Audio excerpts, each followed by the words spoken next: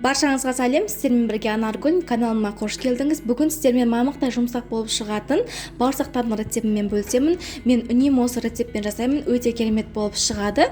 Рецептің соңына дейін қарап, лайк басып, комментарий жазып, ұнаса достарыңызға жіберіп отыруды ұмытпаңыздар.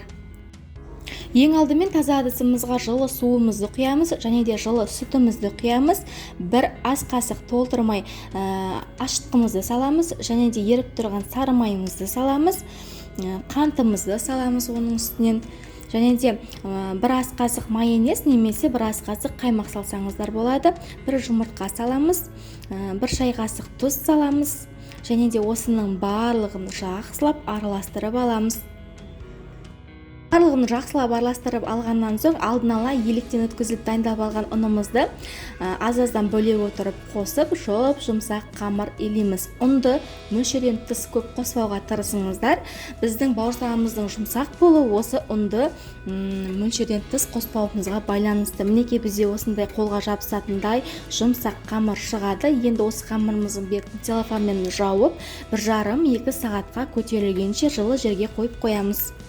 Бір сағат өткеннен кейін көтерілген соң қайтадан бір басып жіберіп, тағы да 1 сағатқа қойып қойсаңыздар, сіздердің бауырсақтарыңыз өте керемет болып шығады.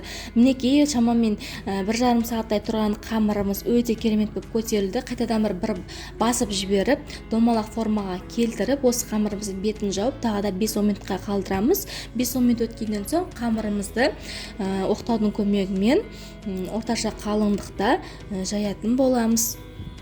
Менің келесіде шығатын рецептілерімді жіберіп алмау үшін каналыма тіркеліп, жанындағы қоңырау белгісін басып қойды ұмытпаңыздар. Сол кезде сіз менің рецептілерімді бірінші болып қарайтын боласыз. Қамырды жайып алғаннан соң оны домалақ формамен немесе ромбик тәрізді етіп пышақпен кесіп аламыз. Бауырсақтарымыздың барлығын кесіп дайындап алғаннан соң міндетті түрде мата дастарханға орналастырып, бетін жауып 20 минутқа қалдырамыз. Сол кезде біздің бауырсақтарымыз өте керемет болып көтеріліп, әдемі болып пісетін болады. 20 минут өткеннен соң табаға май құйып, майымыз қызғаннан соң бауырсақтарымызды екі бетінен қызартып, жақсылап пісіріп аламыз.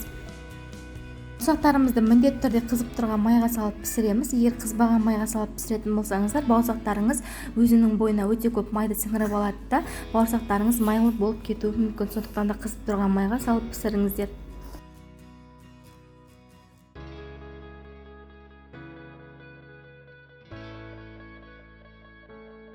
Ромбик тәрізді етіп кескен бауырсақтарымды бір-бірден салып, жақсылап екі бетінен қызартып пісіріп аламын. Бұлай кессеңіздер де өте әдемі көрінетін болады.